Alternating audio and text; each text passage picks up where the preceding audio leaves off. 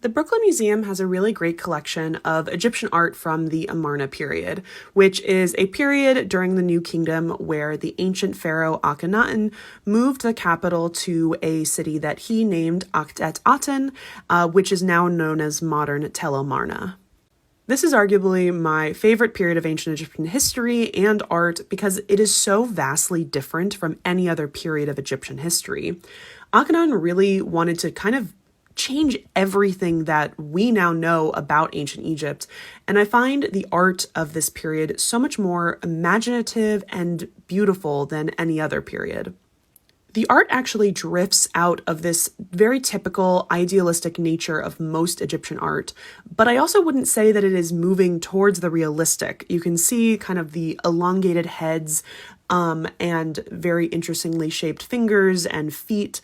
And when you look at statues of Akhenaten, you have the larger breasts, the low-hanging belly, really pronounced collarbones.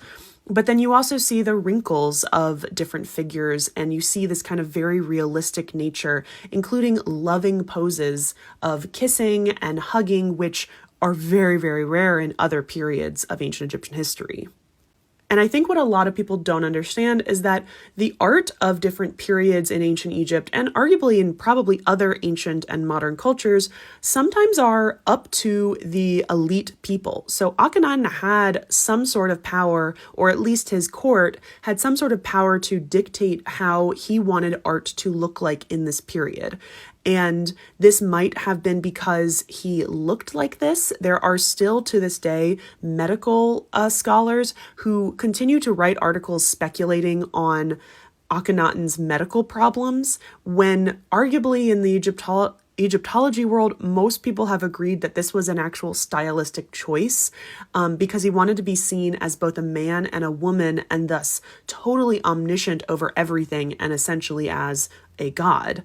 My personal thing is, I think he probably maybe looked a little bit like this, but I have a feeling that a lot of the ways we see him are a little bit exaggerated. The majority of these pieces in the Brooklyn Museum were donated by the Egypt Exploration Society or by Flinders Petrie, the Egyptologist himself. The Egypt Exploration Society was founded in the late 1800s in England, and they did a lot of excavations in Amarna, and essentially were one of the first peoples to document this area.